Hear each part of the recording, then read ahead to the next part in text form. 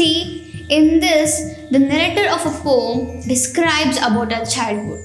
Like she was very happy child in her childhood, and she described her house, her routine, the tree that provides the shade from sun, and where as she would, like as a child, she would sit under it, and after she was done playing.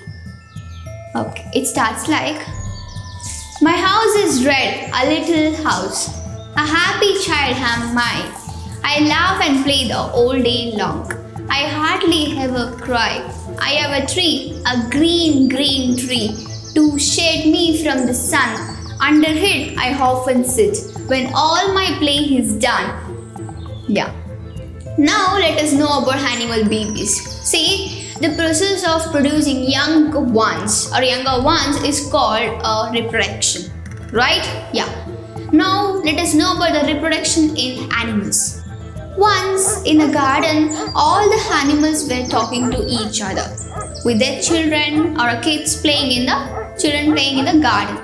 Then suddenly the rain came, so all the animal babies rushed towards their parents, where a puppy went to a mother, which is dog, and then kitten to the cat, chick is with chicken. Yeah.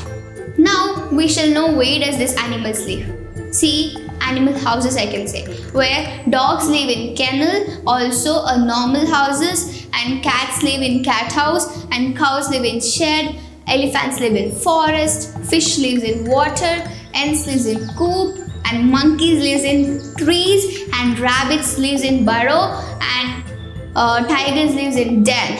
Yeah. And there is one more poem, so let's listen to the poem. What is that? Bow wow says the dog. Meow meow says the cat. Bleat bleat says the goat. Roar roar says the lion. Hello hello says the child. Yeah. So this is about the lesson or poem Happy Child.